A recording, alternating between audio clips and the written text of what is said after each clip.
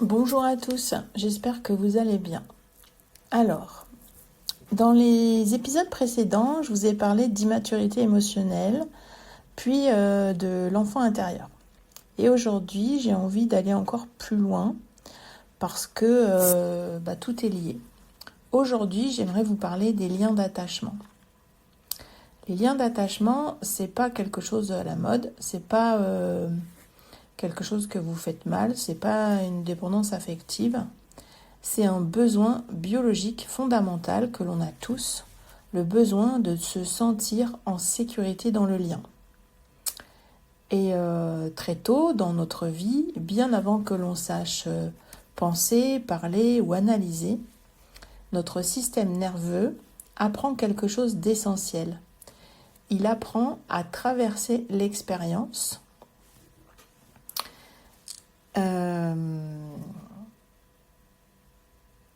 Et il apprend à se mettre en sécurité, à se mettre en mode survie par rapport à l'environnement dans lequel il évolue.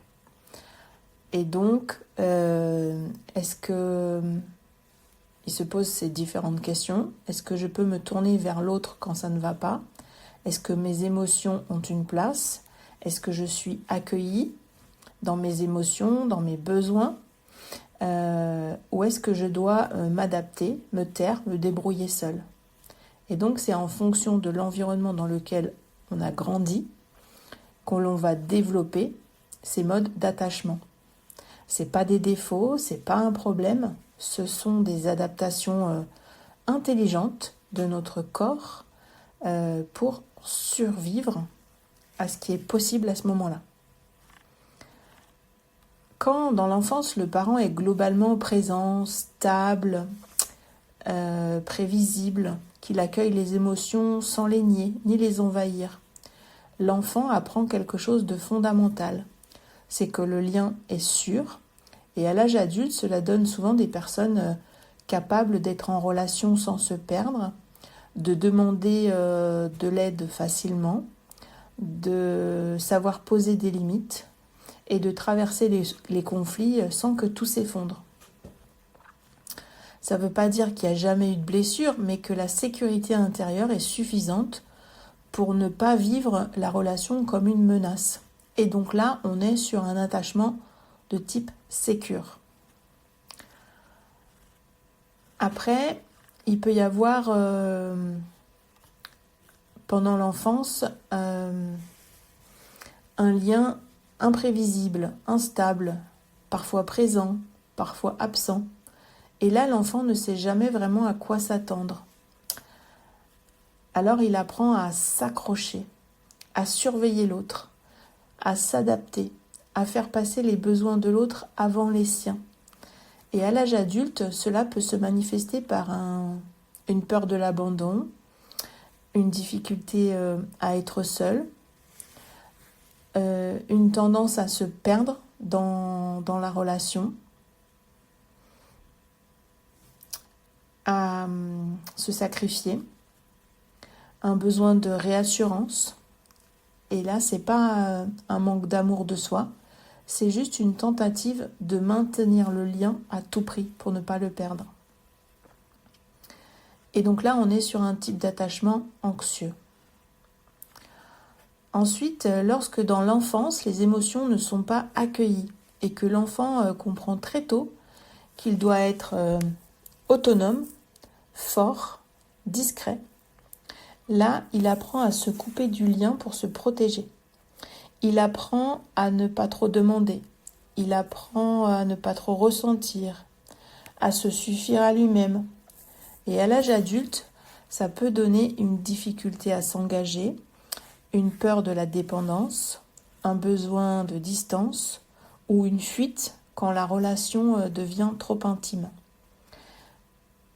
Encore une fois, là, c'est pas un refus de l'amour, c'est juste une protection contre la souffrance. Et donc là, on est sur un profil d'attachement évitant. Ensuite, quand l'enfance a été marquée par de la peur, de l'insécurité profonde ou des messages contradictoires, l'enfant, là, se retrouve face à un paradoxe. la personne qui devait me protéger est aussi une source de danger. Et ça va créer une grande confusion intérieure. Et à l'âge adulte, ça peut se manifester par une oscillation permanente entre j'ai envie de la relation et j'ai peur de la relation, entre rapprochement et rejet, entre attachement et fuite. Un coup, j'insuffle du chaud et un coup, j'insuffle du froid.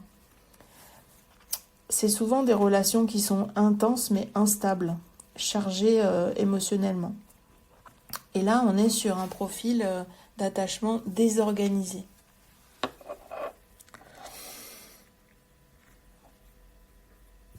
Et donc, très souvent, derrière ce que l'on appelle immaturité émotionnelle ou certains comportements relationnels jugés excessifs, il n'y a pas de manque de volonté ni manque d'intelligence émotionnelle. En fait, il y a un système nerveux autonome qui n'a pas appris à se sentir suffisamment en sécurité dans le lien, dans la relation. Et derrière chaque style d'attachement, il y a un enfant intérieur. Celui qui a appris à se taire, celui qui a appris à être trop fort, celui qui a appris à ne pas trop demander. Et comprendre cela, ce n'est pas se coller une étiquette, c'est commencer à se regarder différemment, avec plus de hauteur, plus de douceur, plus de compassion et plus de lucidité. Et pourtant, même quand on comprend, on continue parfois de répéter. Alors pourquoi ? On peut savoir d'où ça vient, avoir fait un travail sur soi, avoir mis de la conscience dessus, et malgré tout, dans certaines relations, le corps réagit de la même façon. Le cœur s'accélère, la gorge se serre, le ventre se contracte, ou au contraire, quelque chose se coupe. Alors, c'est pas un échec, et c'est pas que ça ne marche pas, c'est parce que l'attachement ne se joue pas dans la tête, il se joue dans le corps, dans le système nerveux autonome. Le système nerveux apprend très tôt ce qui est sûr et ce qui ne l'est pas. Et une fois cette information enregistrée, il continue à l'âge adulte à réagir comme si le danger était encore là, même quand objectivement il n'y en a plus. Le corps va reconnaître avant le mental. Alors, vous allez peut-être vous poser la question, comme je me suis posée, transformer son lien d'attachement, est-ce que c'est possible ? Alors oui, mais ça passe pas uniquement par la compréhension. En tout cas, c'est l'expérience que j'en ai fait.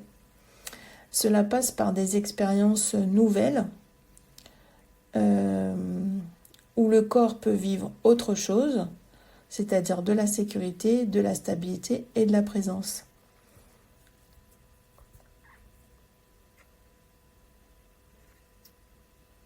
Mais ça passe aussi par une reconnexion à ces parts de nous qui